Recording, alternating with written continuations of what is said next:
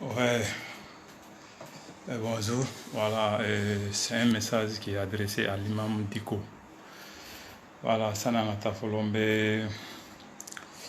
maintenant, je pense qu'aujourd'hui c'était le 21, le 28e mois 2020. Mais imam ka discours kala, awa la main.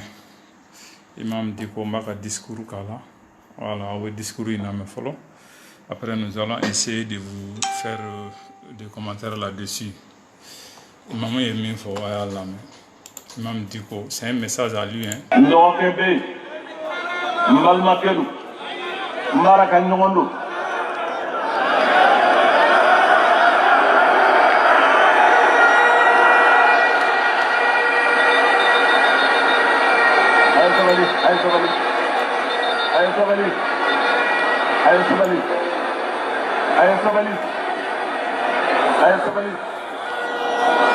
Sabali aunga jamana intoye de ay sabali amme jamana mina otoye jamana ye misibride abe domi to akono kanono bo on tabiya yode kariye ni ke o jamana na farala o taw tabiya de.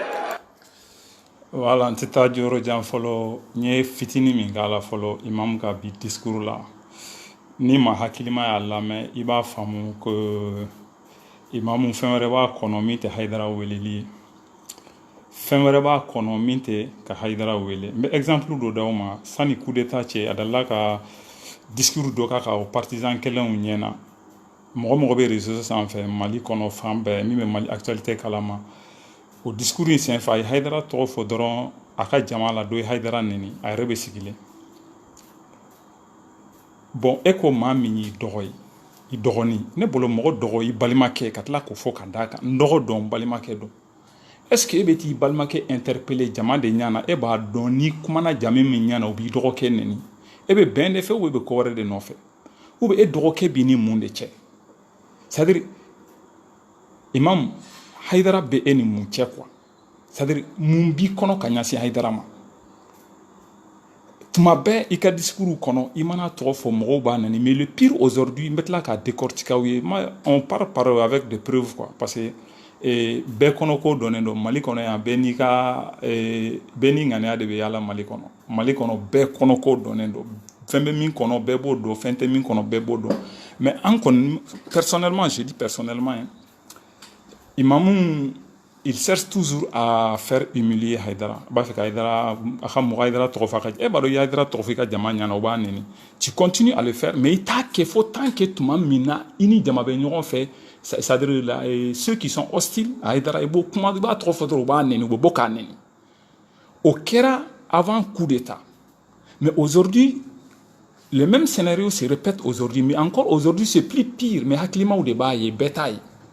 Mais discours in doni kala ou kala mais hakilima je parle c'est-à-dire ni be kuma mɔgɔ hakilima fɛ ani be kuma mɔgɔ tulo faraba fɛ o tɛ kelen ye quoi ani be kuma partisan fɛ ce n'est pas la même chose mais c'est quand même ka discours kala parce que la première fois moi je n'ai pas parlé don min na a ye Haidara tɔgɔ fɔ n'a ka mɔgɔw ye Haidara nɛni Imam Mahmoud Diko o la mɔgɔ ma fɛn fɔ il se peut que ça ce sont des choses ça arrive quoi mais billahi bɛɛ b'a kalama fo ka dugukolo mɛlɛ kari ni ye fa don mɔgɔ min na Haidara ka kɛnɛ kan a ka mɔgɔ dɔw tɔgɔ fɔ k'a ka partisan bɛ ani pɔrɔnti a la depuis ala k'an d'a ma ye waati kɛ mais il est fɔlɔ que ça vaut même pas un mois maintenant le même scénario ça se répète e dun b'a dɔn i ye fɔlɔ kɛ i y'a tɔgɔ fɔ u y'a nɛni pourtant entre temps a fɔra ko communication b'i ni dɔgɔnin cɛ donc est-ce que ça vaut la peine d'aller dans la foule ka taa a tɔgɔ fɔ des foules que vous avez vous-même façonné de telle sorte que u tɛ Haidara fɛ e bɛ tila ka taa tɔgɔ fɔ u b'a nɛni mais maintenant son in tɛ tɛmɛ environ 1 minute kan n ye 1 minute dɔrɔn de ta a bɛ Haidara tɔgɔ fɔ yɔrɔ min na k'a k'a la o k'a lamɛn c'est-à-dire vous allez voir que il y a un autre problème chez l'imam il y a un autre problème bon qui n'arrive pas à dire ou bien a tɛ se k'a fɔ de wa a t'a fɛ k'a da don problème in na de wa Haidara bɛ k'a degun ni fɛn o fɛn ye on ne le sait pas en réalité c'est-à-dire on ne comprend pas l'imam quoi on ne comprend pas l'imam.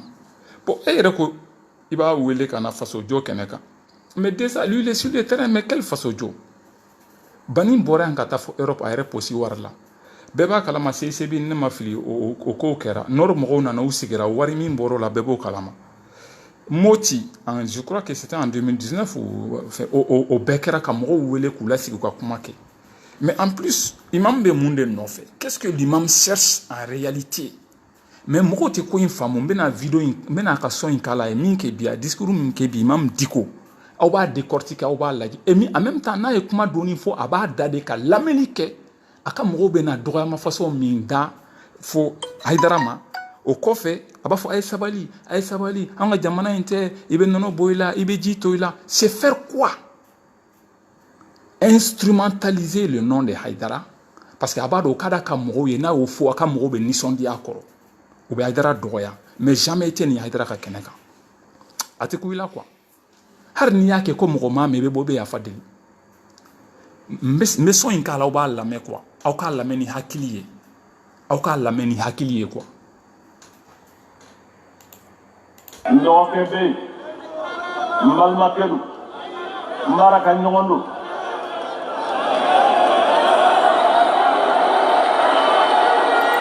bon a bɛ nin fɔ n dɔgɔkɛ dɔn n balimakɛ dɔn n baarakɛ ɲɔgɔn don a b'i da de k'a ka mɔgɔw ka réaction lamɛn maintenant c'est fait exprès quoi k'a ka mɔgɔw ka réaction lamɛn u bɛ na mun fɔ parce que u b'a dɔn depuis a bɛ k'a fɔ n dɔgɔkɛ bɛ yen dɔw bɛ k'a fɔ Haidara c'est que a bɛ k'u ka réaction lamɛn u bɛ na mun fɔ maintenant hali n'u ye fɛn fɔ ni mɔgɔw t'a mɛn micro la ale yɛrɛ de bɛ tila k'o interpréter jama ye pour que ale min bɛ micro la ka kuma bɛɛ k'a mɛn k'a faamu u ye min fɔ u b'a fɛ ka min fɔ parce que n bɛ segin a kan tuguni aw b'a lamɛn. Ɲɔgɔnkɛ bɛ yen n balimakɛ don n balimakɛ dɔn n dɔgɔkɛ dɔn n baarakɛ ɲɔgɔn dɔn bon a lajɛ yan a b'a da de ici il se tait k'a da de ka lamɛnni kɛ a ka mɔgɔw bɛ na mun fɔ e dun b'a dɔn ka kɔrɔ ça vaut même pas un mois i y'a ɲɔgɔnna kɛ dɔ y'a nɛni publiquement vidéo en direct maintenant i bɛ ka segin o scénario kelen kan mais a ye nin fɔ a y'a da de maintenant a y'a da de pour que i ka da la k'a fɔ c'est une réalité il fait exprès pour moi je dis c'est mon avis personnel pour que i ka da la k'a fɔ imam fait exprès c'est-à-dire d'instrumentaliser le nom de Haidara au sein de sa même de sa population a ka mɔgɔw cɛla parce que olu t'a fɛ a ye nin fɔ a y'a da de a y'u ka réaction lamɛn n bɛ segin a kan a ye kuma a kɛlen ka kuma in fɔ aw bɛ jama ka réaction lamɛn a y'a da de yan il se tait ici.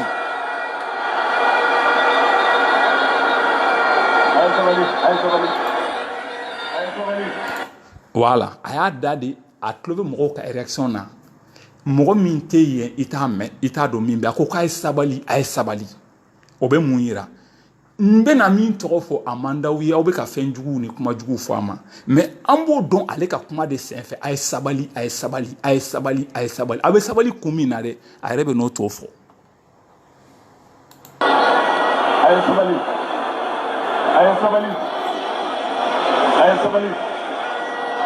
a ye sabali anw ka jamana in t'o ye dɛ a ye sabali an bɛ jamana min na o t'o ye jamana in ye misibiri de ye a bɛ joli to a kɔnɔ ka nɔnɔ bɔ.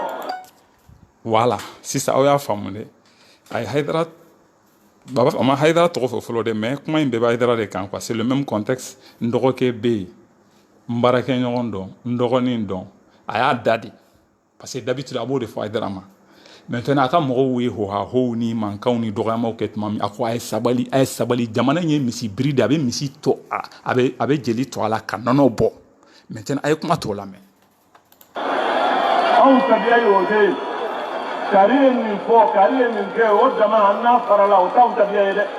bon o ye kari jumɛn ye kari ye nin fɔ kari ye nin kɛ e ko min ma i dɔgɔkɛ don i baarakɛ ɲɔgɔn don i ye fɛn caman qualificatif caman fɔ mais maintenant n'i ka mɔgɔw kulela o kari ye nin fɔ kari ye nin kɛ o ye kari jumɛn i dɔgɔkɛ kɔni tɛ i baarakɛ ɲɔgɔn kɔni tɛ i jɛɲɔgɔn kɔni tɛ i t'o kɔni ma mais k'a sɔrɔ c'est la même personne mais a y'a kuma t'o lamɛn.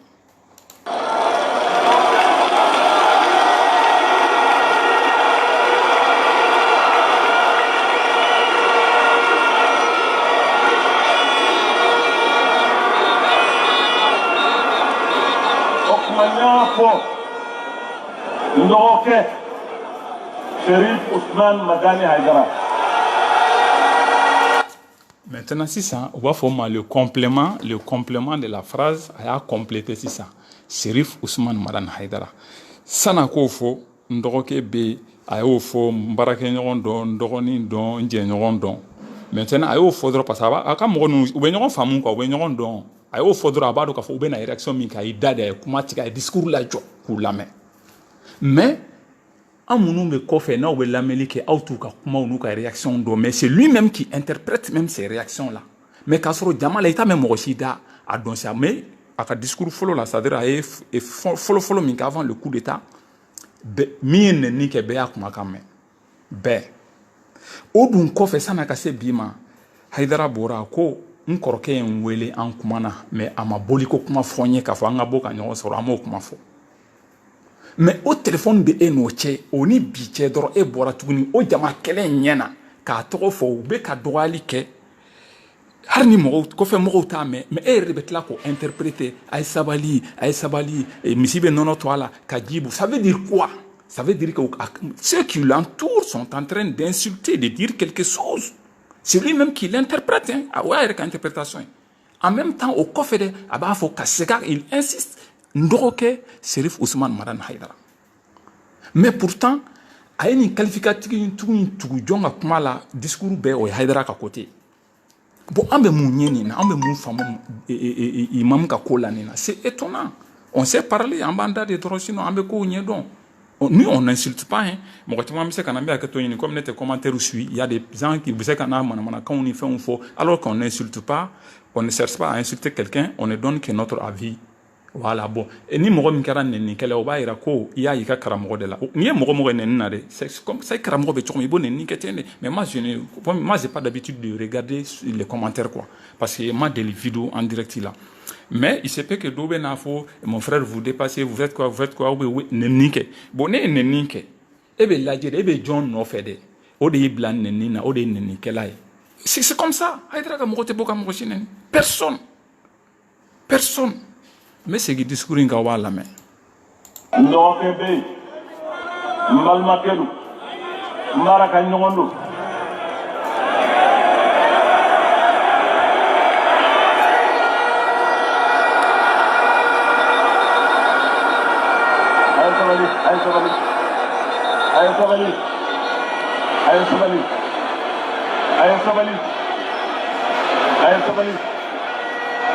ay sabali awon jamana in toye de ay sabali am jamana mina o toye jamana ye misibri de avec de l'histoire kono kanono bo on tabiya yo de kariye ni ke o jamana na farala o taw tabiya de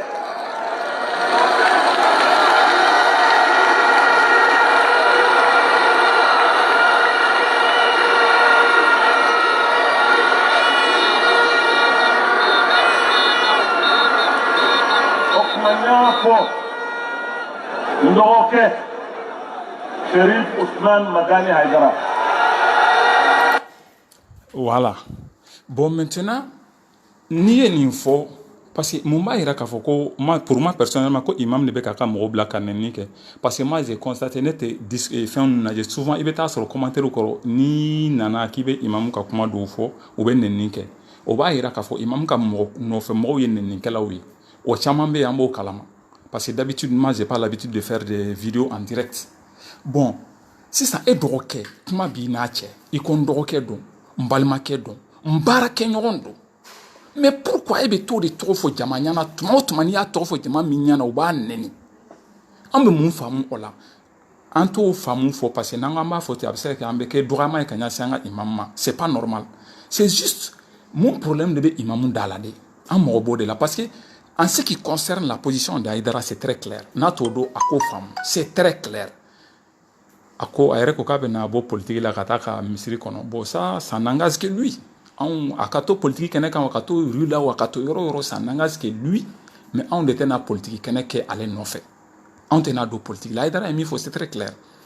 Ni islamia kodo ni jamana jodon nebe. Il y a pas de souci, ça vaut pas la peine d'interpeller à chaque fois. Ndoroke. Autrement comment vrai tie ndoroke quoi. À chaque fois, il interpelle ndoroke. Mais pourtant, téléphone bini ndoroke ke, il reko ibalmake do, ibarake nyondo. Est-ce que ça vaut la peine d'aller toujours l'interpeller devant des gens qui sont hostiles à lui. C'est étonnant, vraiment. Hakilima, on peut comment hakilima ou les faits. Nous, y a des réseaux sociaux, fait nous hakili boula. Koube mirini hakili ko ou dusukun jelendo. Koube tient fort kasson tient ma. Harnabu yere kunka. Mais pour taïdra ka mogo tenike. Ante mogo chineni, anti doroya. Haïdra mogo ko mogo te ko. Mba fo faso diola tenike ko. Parce que ne va être do faso diola ina fo me imam do faso diola toromi. Mais est-ce que na fora wakati be ko haïdra beta imam torofo aka jamala ou be hay imamun neni. Est-ce que non, on y était nadie.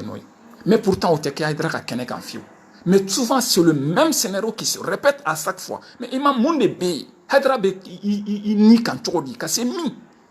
Antenanda do Hydra ni mam ni nyogon chede. Min kera réseaux sociaux comme comment de faire. Sinon, on kunga do Hydra na koroke ka kokoro. Nangamba na do ala meke na figie. Mais mi fora réseaux sociaux en direct, en direct, comment on est.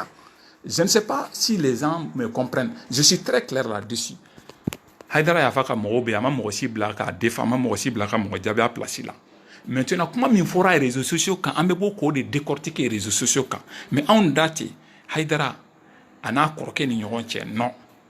Imam dit qu'on date ou ni nyoronche on sait qu'en date ou ni nyoronche sinon il be ken nafiki. Mais le problème est que l'imam a des problèmes avec le nom d'Oroké. Parce que na kon d'Oroké beba domindo. Mais il doit que téléphone binache, il doit que do balmake do barake nyondo. À chaque fois il trop de fois, il ka mo nyana obanini. Et puis fa be tanta be mi tanta ka makono ke ku lame. Parce que abado be na mifo. Au ko fallait de ba décortiquer jelito ila ka fembo. Mais haidra faso ni faso jokodo. Bani mbora fo Europe. Beba do moti kon réunion munu ni nyoronye munu kerain. Beba o kalama. C'est sebe la Bamako, beba kalama. Mali Nord problème ka wuli pour la première fois ka adamadenw dɛmɛ réfugiés minnu taara Burkina, Niger et Mauritanie, combien de millions dépensés? Mais il faut plutôt poser des actes. Il faut plutôt poser des actes. Bon, n'anga ma ka discours qualificatif dit bon a bɛ se ka kɛ o fana bɛ kɛ dɔgɔyama ye dɔɔni quoi. Mais imam vraiment il faut se ressaisir. Il doit qu'il y ait fin qu'il a en compte. On ne sait pas, hein? Il faut dire la vérité, on ne sait pas. On ne sait pas. En tas de drogués fin de qui là. Hein? Voilà. Bon, Femieko aka farao kan ayo opposition ira. Ni jamana jodo abe, mais des discours comme ça devant des personnes, ma fa bede jamana be a beta contour là. Mais il y a une partie qui sont hostiles. Au lieu de comment, par exemple, yoro ni mankambe jama fitini arriva fo norko la jama fitini do de be mankanti. Bon, o mankan de be la main. C'est ça, o de be la main. Sinon, il faut mais Haïdara Ben, ça fait des années.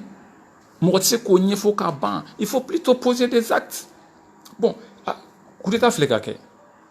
Bon, électricité peut toujours dire en boloyan. Parce que n'a pas coup d'état in kera de ko parce que jamana kono de un torolendo.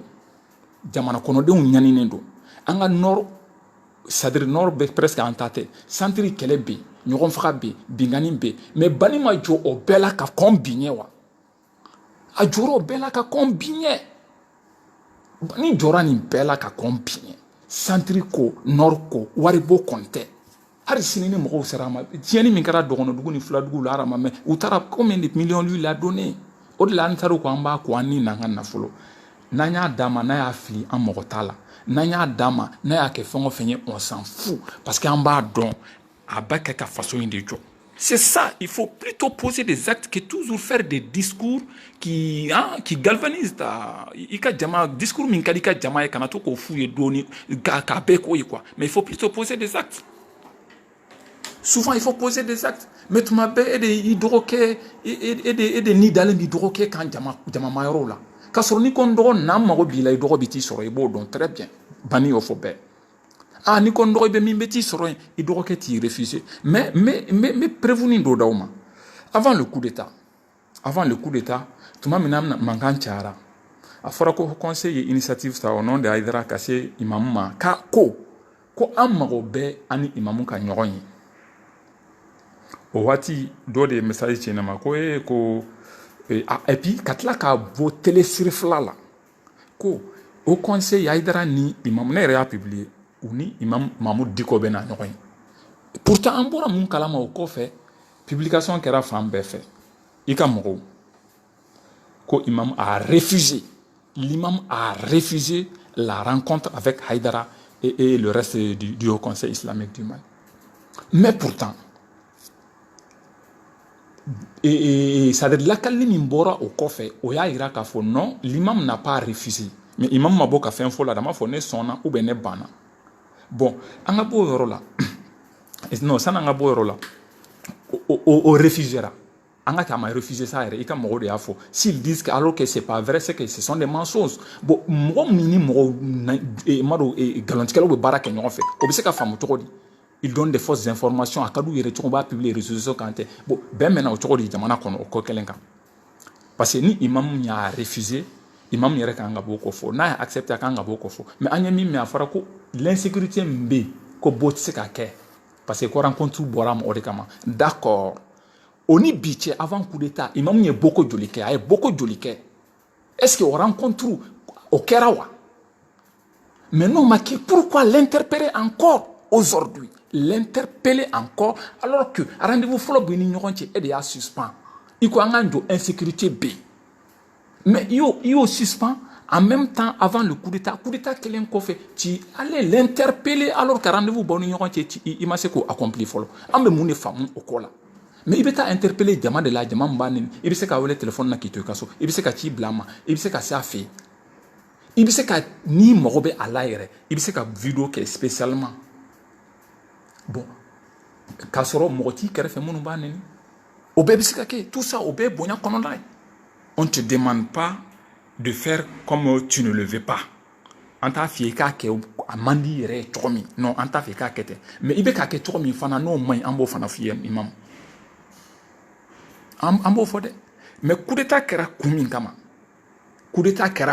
kama ne bolo e ka discours kun kan ka base o de kan fɔlɔ ɲɔ da ka gɛlɛn malo da ka gɛlɛn jamana kɔnɔdenw sɛgɛnnen don kɔngɔ banna minɔgɔ banna ji ka gɛlɛn administration sont pourris bureau man ɲi mais yɔrɔnin dɔ bɛ f'an k'o fɔ ɲɔgɔn ye est-ce que administration na mɔgɔ hakɛ dɔ bɛ o man ɲi o bɛ faamu mais a bɛɛ man ɲi an ka société de tolilen don. Wallahi siga t'a la Mali société de ta tiɲɛnen don minnu bɛ ministriyaw la minnu bɛ députéyaw la minnu bɛ maire-yaw la minnu bɛ gouverneur-yaw la minnu bɛ directeur-yaw la fo ka taa se président n'a ɲɔgɔnnaw ma mais ne ko u bɔra sanfɛ ka bin Mali kɔnɔ de yan n ko maliyɛn denw de don u wolola yan de ka mɔ yan maintenant n'o olu man ɲi ce qui veut dire que u n'a jigo juguya n'a ta tiɲɛnɛya bɔra duw de kɔnɔ ka taa sigi fanga la. Ɲuman bɛ kɛ yen wa den min éduquera ka ɲɛ i éduquer ba fɛ éduquer fa fɛ ka éduquer école la ka bɔ du kɔnɔ ka taa sigi fanga la i bɛ kɛ tiɲɛnikɛla ye n'a plupart bɛɛ kɛra est-ce que tiɲɛni tɛ nɔgɔya mais n'a fɔra k'a si man ɲi ça veut dire que an ka société de tiɲɛnen don maliyɛn t'a fan don f'an ka ressaisir ni o de an ka société dilan fɔlɔ sinon wallahi Mali bɛ an b'an yɛrɛ sɛgɛn n'an ka population ma dilan ni haine ma bɔ yen ni ɲɔgɔn juguya ma bɔ yen ni nafolo yurugu ma dabila denw jigo ma dilan fo ka taa dugukolo meleke Mali tɛ dirigeant ɲuman sɔrɔ an b'an si kɛ nin de la et bien an tɛ ka Modibo fɔ a jo ye an maliyɛn kelenw de ma Modibo gɛn wa a ma k'anw tile la dɛ vraiment Modibo gɛnni ma k'an tile la mais an bɛ se k'a fɔ an y'a kɛ parce que ni ne m'a kɛ i bɛ taa sɔrɔ ne mɔkɛ dɔ bɛ yen o mɔkɛ kɔrɔba dɔ bɛ yen a kun tagali ka d'o ye donc nous sommes le même sang a bɛɛ jeli kelenw de don tuma min na yahudiyaw bɛ na ko kira ka prévu nati k'a ka kalo lajigin a ka saraka bɔ tasuma ka jeni sanfɛla ka na taa a ko Musa ni Isa ye ni ɲɔgɔnnaw kɛ aw yahudiyaw ye ka kɔrɔ aw banna la mun b'a yira hari ne y'o kɛ aw bɛ sɔn a ma ko piɲɛ tɛ aw ala k'u bɛɛ de dusukun kelen ye o mɔkɛ kɔrɔ minnu tun bɛ Musa nɔfɛ dɛ ani minnu filɛ Mamadu sɛgɛnna bi u bɛɛ dusukun kelen de maliyɛn ka dusukun kelenya de depuis Modibo tile la an mɔgɔ kelenw de ye Modibo boyi Musa Tarawele bi Musa kɔrɔta après ko bi Musa ka nɛni jɔn bɛ n'an mara wallahi ala ye mɛlɛkɛw bila ka jigin Mali kun na a tɛ ɲɛ parce que maliyɛn yɛrɛ de jigo man ɲi an tabiya man ɲi an bɛ siran min ka ko ɲuman tɛ Mali tɛ se ka mara ne bolo personnellement fanga in ka to sɔrɔdasiw bolo de 100 ans 10 ans u ka Mali jɔ a kala kan wallahi n'u y'a di nin politicien corrompu ninnu ma a bɛɛ ni ala cɛ sinikɛnɛ wa jamana in bɛ dafiri u bɛ wuli ɲɔgɔn nɛni ni ɲɔgɔn juguya ni ɲɔgɔn piriti parta la sisan mais il faut faire attention. Le coup d'état c'est anticonstitutionnel bɛɛ b'o kalama mais n'a kɛra jamana kɔnɔden seko t'a la maga seko t'a la quoi maa si seko t'a la bon i tɛ ɲa bɔ min cɛli ko i b'a cɛ dɔrɔn c'est mieux mais an y'a mɛn ko mɔgɔ dɔw bɛ ka gɛrɛw la de an b'aw dɛmɛ aw t'u ɲininka n'u bɛ k'u ka impôt sara cogo la fɔlɔ n'u ye taxe sara cogo la n'u tɛ yuruguyurugu la wa Mali bureau kɔnɔ caméra de kan ka k'a bɛɛ kɔnɔ bilayi Bamako bɛ wari tɛ dɛ Bamako bɛ fa de fo k'a bɔn wari la wari min bɛ détourner jamana kɔnɔ mɔgɔ t'a da dɔn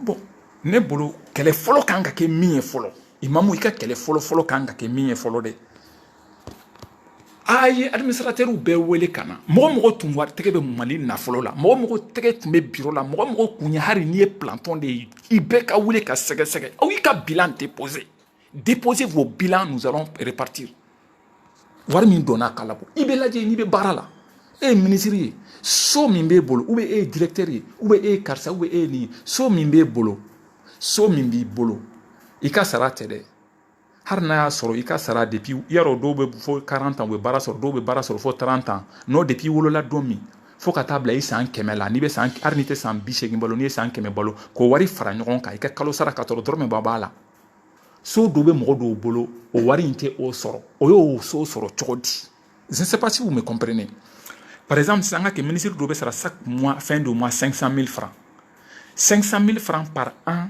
ça fait combien une année il faut une année multipliée par 100 ans n'o ministre ye san 100 balo o 500 000 san 100 kɔnɔ n'i y'o fara ɲɔgɔn kan so dɔw bɛ mɔgɔ dɔw bolo fɛn dɔw b'u bolo a bɛɛ ni ala cɛ o san 100 wari bɛɛ hali n'a ma dɔrɔmɛ dumun ka b'a la a t'o sɔrɔ mais o y'o sɔrɔ cogo di a dun bɛ balo ni jamana ka baara a tɛ baara wɛrɛ kɛ ni jamana ka baara tɛ mais il faut demander an bɛ min ɲini sɔrɔdasiw fɛ u k'a fɔ mɔgɔw ye u ka bilan déposer mɔgɔ bɛ baara la bɛɛ ka na n'i ka bilan ye ka impôt sɛgɛsɛgɛ san joli minnu bɛ ka impôt sara minnu tɛ ka impôt sara olu ka dɔn ne bolo ko kan ka daminɛ ten ne fɔlɔ parce que problème bɛ Mali kɔnɔ fantanya bɛ yen balo ka gɛlɛn mɔgɔw bɛ balo la ka dumuni kɛ mɔgɔw bɛ sukaro la mɔgɔw bɛ jamana sigikan fɔlɔ o ye dun ka fa de ye fɔlɔ i tɛ se ka politique n'i kɔnɔ ma fa faamaw kɔnɔ falen don fantanw kɔnɔ tɛ falen o kɛlɛ de kan ka kɛ fɔlɔ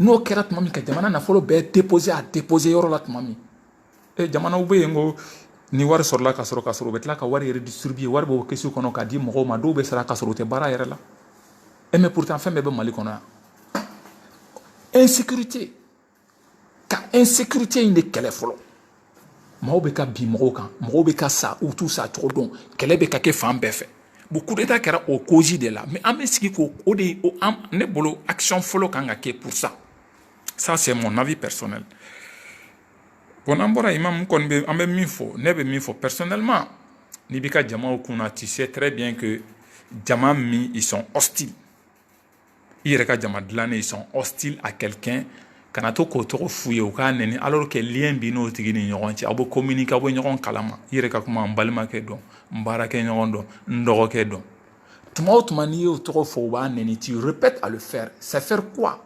instrumentaliser son nom pour galvaniser ta foule ou bien je ne sais pas bon Haidara tɛ nin kɛ ni fasojo ko don mais on est déjà sur la route voilà mais quand même ne dévie pas ton chemin monsieur imam coup d'état kɛra min kama o ɲɛnabɔ an bɛ sigilen k'o makɔnɔ coup d'état kɛra ka jamana jɔ de jamana ka sigi kala kan on t'attend n'i y'o sira min na on est là tout le monde est derrière vous il y a pas de souci kuma in tɛ quoi ce n'est pas les paroles ka taa mɔgɔw fara ɲɔgɔn kan par exemple déjà a bɛ se ka dɔw tɔɔrɔ ni ko Haidara ma sɔn ka ka mɔgɔw fara u kan non Haidara t'o kɛ o fiyewu mɔgɔw fɛn dɔ bɛ mɔgɔw t'a faamu Haidara ka mɔgɔw n'a ko a ye bɔ même bɛ ka dimi cogo min a ye muru ta a ye bere ta sataw ka sa balotaw ka balo hali ni Haidara m'o fɔ ni Haidara diminen ko n ka mɔgɔw ka bɔ a bɛɛ ni ala cɛ n m'a fɔ Mali bɛ ten mais o tɛ kun Bamako o kasara jɔn b'o conséquence ta mais Haidara sait quoi faire wallahi Bamako tɛ se ka jɔ a kɔrɔ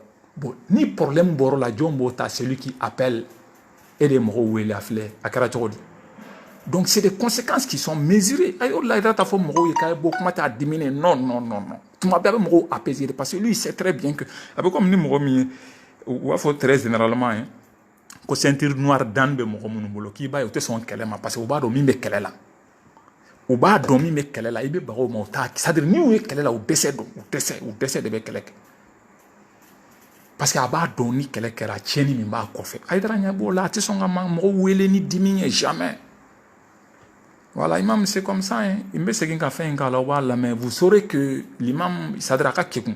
Aba c'est un daro do ambo donc akoro depuis des années. Je sais très bien que l'imam ba c'est daro do aba ka politique que tu do aba nyedo. Mais il a quand même dit qu'il va retourner dans dans la mosquée. Bon, quand même, il va mosquée kono, il va yoro, il va sera là, il va politique skenakan. L'essentiel, c'est de faire comme il le fallait. Hein, on ne demande pas mieux. On ne demande pas mieux. Mais faire ce qu'il le faut. Il n'y a pas de souci. Ça ne vaut pas la peine. Ne be ka kuruta ngo metana. Ne be ka dota déjà. Ou be ka bara do ke be ka kuruta betana. Ça ne be te tamine la ou be fone ka foye kana neni ka nyota. Non, e be ka minta ne ko to e kota. Ne re ka dota bara te banjona wa. C'est simple. Et be ka bara ke. Faites la même chose.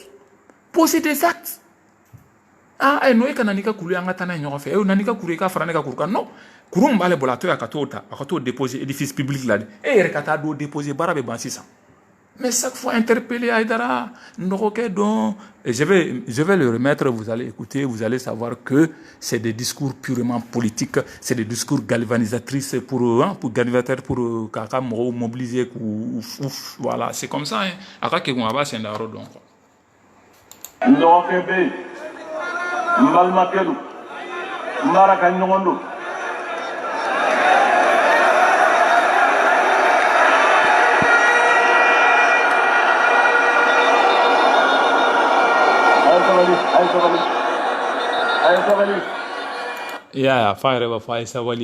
Ça veut dire quoi? Kamro focalisé à ben info. Ça veut dire fin calando benima c'est au niveau ma été comme be famu quoi. Ça veut dire na quoi a une info ndoko be baraka nyon don nteri don ainsi de suite atla ay sabali. Mais pourquoi? Continuer comme comment faire donc ça vaut pas la peine ay sabali. Mais c'est qu'il y a la même quoi.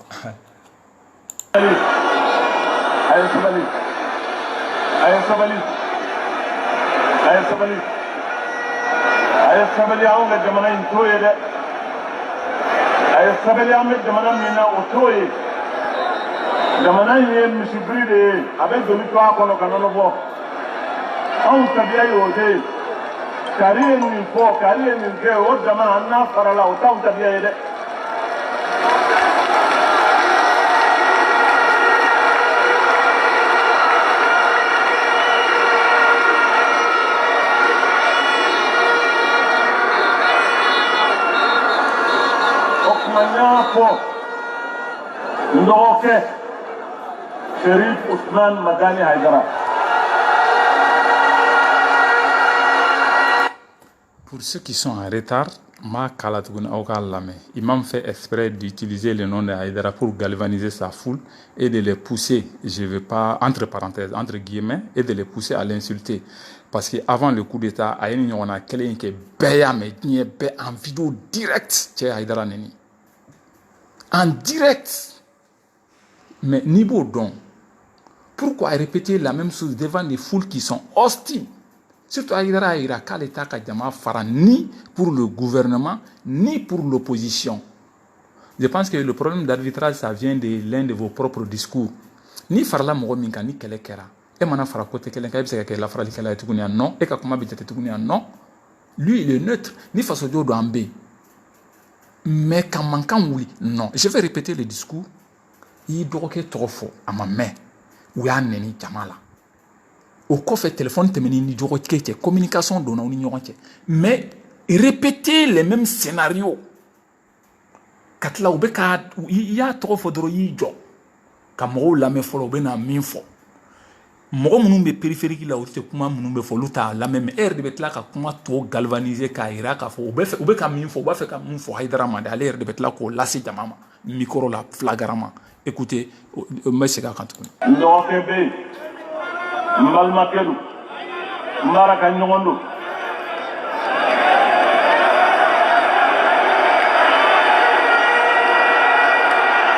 Là, les gens sont en train d'insulter. Mais à Dade, à tes fausses fois, à beau la même fois, voilà. Aïe Sabali. Aïe Sabali. Aïe Sabali, on a demandé une toile. Aïe Sabali, on a demandé une autre. jamana in ye misibiri de ye a bɛ joli to a kɔnɔ ka nɔnɔ bɔ anw tabiya y'o de ye. Bon sisan nin kuma in bɛ mɔgɔ min kan o ye Hayidara ye e dun ko n dɔgɔkɛ dɔn n baarakɛ ɲɔgɔn dɔn je crois que n balimakɛ dɔn maintenant i y'a tɔgɔ fɔ tuma min à chaque fois comme yɔrɔ dɔ bɛ yen fo n ka segin o yɔrɔnin kan très généralement je vais répéter i ka discours dɔ la a ma mɛn avant le coup d'état i y'a tɔgɔ fɔ o y'a nɛni flagramment et puis bɛɛ y'a mɛn maa ɲuman wo maa jugu wo partisan wo anti-partisan wo bɛɛ y'o yɔrɔ mɛn. Moi, je pense que dans ce cas, et quand on a ni mɔgɔ b'i dɔgɔkɛ la a dun y'a fɔ a b'i ka bila la i yɛrɛ ko n dɔgɔ mais pourquoi après tout ça ka taa jama dɔw fara ɲɔgɔn kan ka tila ka segin i dɔgɔkɛ tɔgɔ ma et puis cɛ in bɛ ko in kɛcogo dɔn c'est-à-dire c'est vraiment il est fort sans doute il faut le reconnaître, l'imam est très très très fort, je vous le jure, il est bon pour le président du Mali hein. Non, il est bien pour être président du Mali. Si seulement il n'a pas ce Mali gérer, sinon il est bien pour être président du Mali. Vraiment.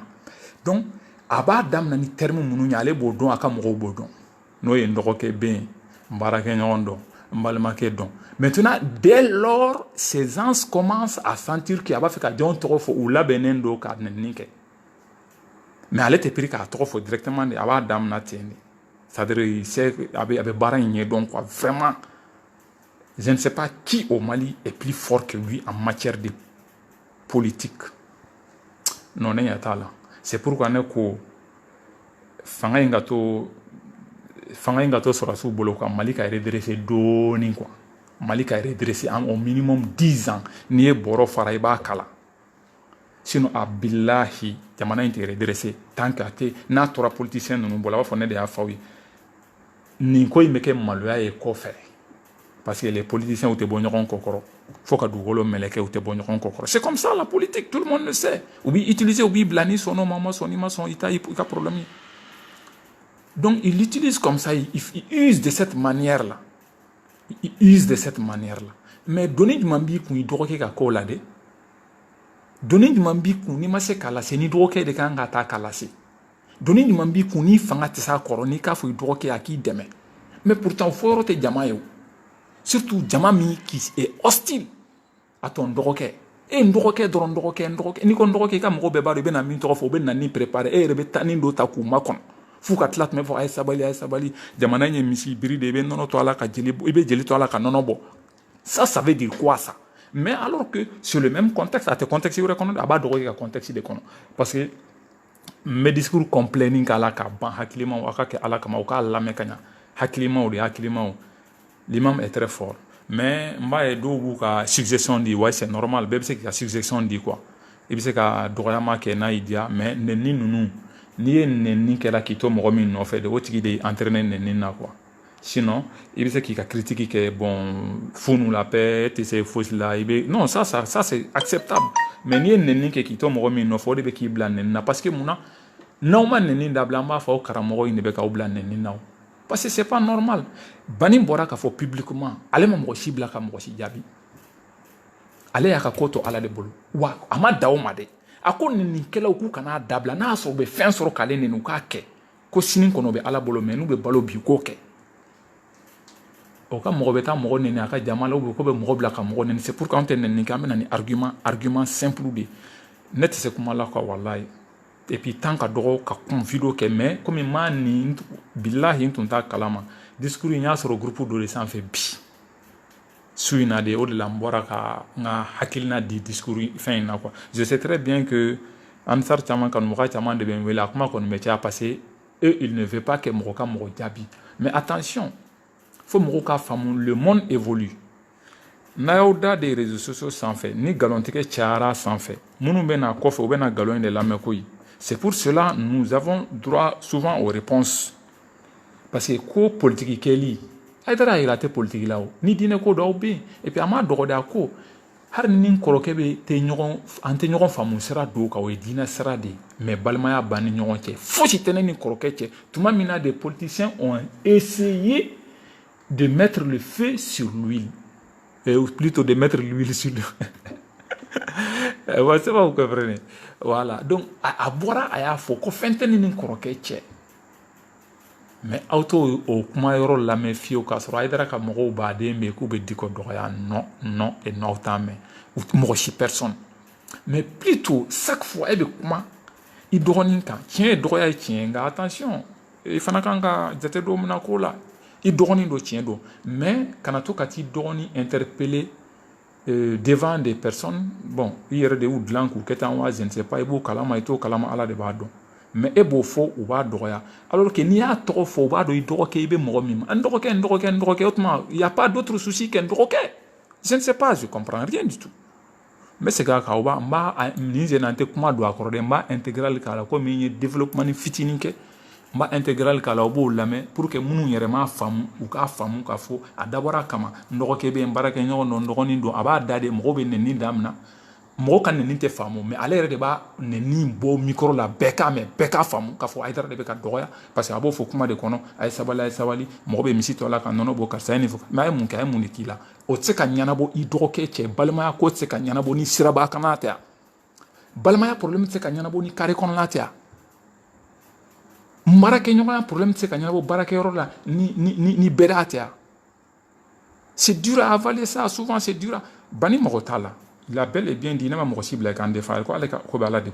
on le sait très bien, mais ne bora comme comment il faut des réseaux sociaux des sans fait, n'enga réseaux comment faut. Voilà, puis mais akato ni ansaru kanu mborana be moro mari imamuka moro. Je demande pardon, mais c'est mon avis, c'est ma libre pensée.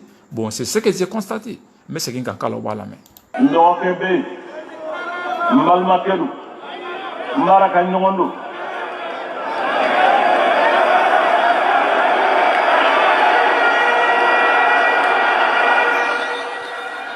Voilà, ni wakati ni ay sabali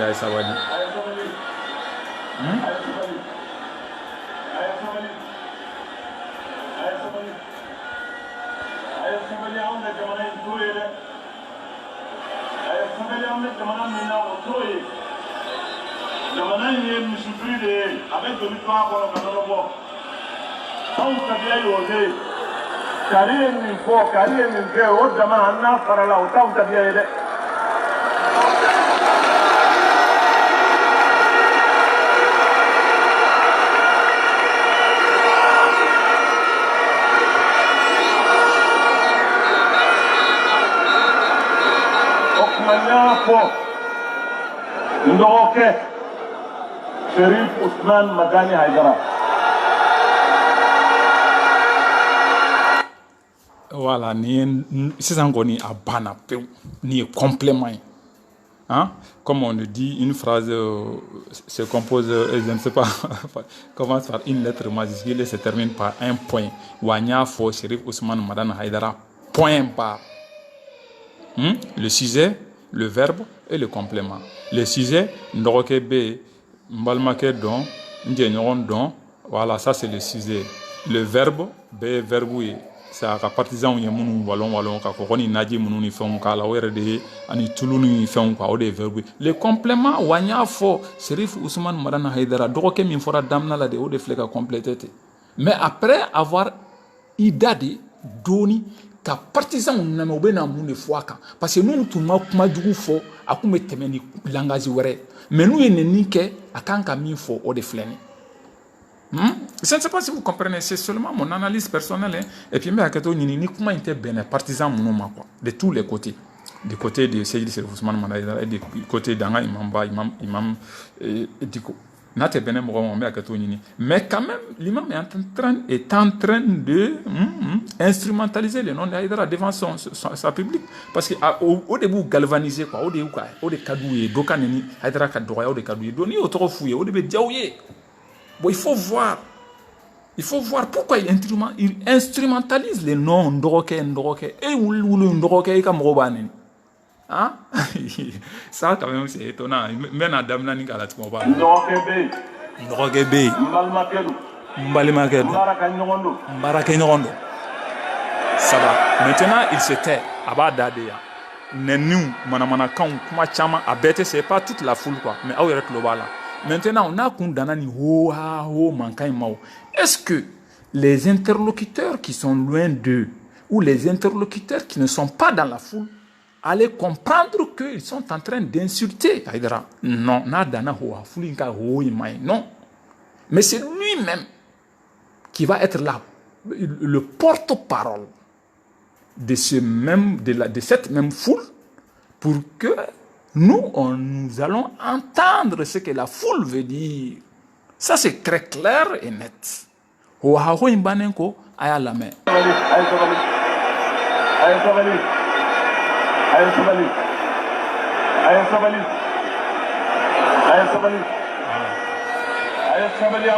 Et puis les discours, Sabali, ça veut dire quoi?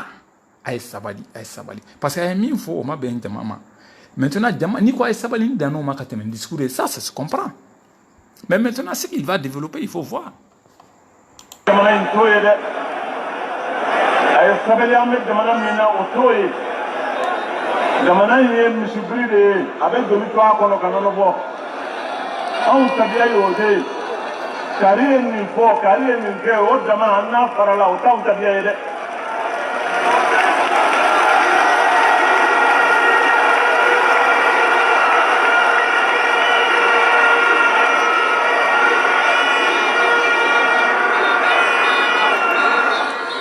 Voilà, maintenant, vous avez vu comment la foule s'est galvanisée. C'est-à-dire, foule, il y a fait parce que vous m'avez mis au fora. Vous voyez? Bon, et drogué donc, est-ce que au Bébérakan Kobikati, chaque fois, dans la rue, devant des partisans, tes partisans qui sont hostiles à lui, que toi-même tu le sais, quand là, au qualificatif, tu as qualifié de follow. Maintenant, la foule, parce que s'adresser entre eux, ils savent. Maintenant, il y a faute de droguer. Si ça couple là, je dis bien, c'est pas tout le monde. Il y a des gens qui sont hostiles, mais il y en a qui ne sont pas. Parce que Bébéta, Djamaïna, Beni, Hakilnata, do 1000 mots de faux. Dobeta place ni kama dota et Djouya, dota et Vanzan, doza inte karsa min fede ni mogore blalo contre l'ambé. C'est comme ça, le Mali c'est comme ça, c'est pourquoi Mali te tanye quoi. Akataka gelanya de Américains nous te dit les États-Unis, si on parle d'États unis, ça veut dire des États qui sont unis ou faire la nyonka. En masse kan ga du jo be Mali be du kono masse ko la masse kan faso yere jo an fadu kono be Mali ou be mo masse ko jo e be se ka jamana jo ko ka Mali problème be de ni quartier compté mo te nyon fait. Duguni dugute ñoron fait on be fara ñoron ka togodi africain yere de maté ñoron fait pays où be fara ñoron ka togodi comment l'Afrique va s'unir pour endiguer cette anarchie ou bien cette maromena ñe foto mi quoi ou pour faire une révolution qui a de la poids qui vaut la peine. C'est pas facile. Voilà, et à la conclusion na mais Sherif Ousmane Madani Haïdara.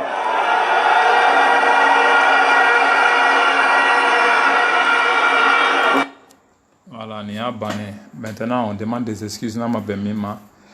Mais dorénavant, si on a le temps, s'il n'arrête pas d'instrumentaliser le nom de Haïdara ou d'instrumentaliser qui que ce soit, moi j'ai un disque dur, un serveur de plus de 20 000 gigas.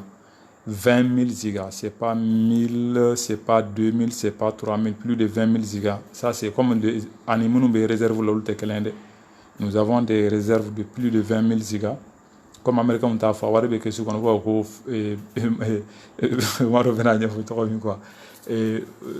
réserve fédérale, quoi. Réserve fédérale, il y a beaucoup de discours, il y a beaucoup de vidéos, il y a beaucoup de sons. Mais nous n'avons pas l'habitude qu'en Amérique, son nous qu'à vidéo ici, quoi. Jamais, on fera jamais ça. On fera jamais ça, c'est pourquoi on est devant. Ni jamana jola ou frère la tmame nous et jamana jo seram na tmame na la son on se fait. Mais quand même je demande des excuses à tout le monde. Mais c'est mon point de vue.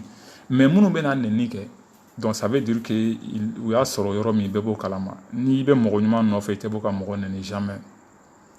A mogo fana be on le sait ka soro lutte parti si là ou se ka ke politique mogo yo bu yere blado ka canal kono kan ni ke na fo ka sa ka mogo be kineni ka so c'est pas ça au bébé quoi. Mais quand même Mali voilà ka Mali basi ka Mali hera do Mali kono. Ala ka Mali deme coup d'état kera komina ko jamana kɔnɔdenw degunnen don u tɔɔrɔlen don u ɲaninen don courant ka gɛlɛ ji ka gɛlɛ dumuni ka gɛlɛ balo ka gɛlɛ baara tɛ denmisɛnninw bolo les jeunes n'ont pas de boulot. On espère que d'ici peu terrain bɛ wuli maaw bɛ don a kɔnɔ hɛrɛ bɛ na voilà vraiment an bɛ bɛɛ fo ka bɛɛ waleɲuman dɔn an bɛ hakɛto ɲini n'an donna min gasi la o ka yafa an ma hakɛto bɛ nin ka sɔli ala rasul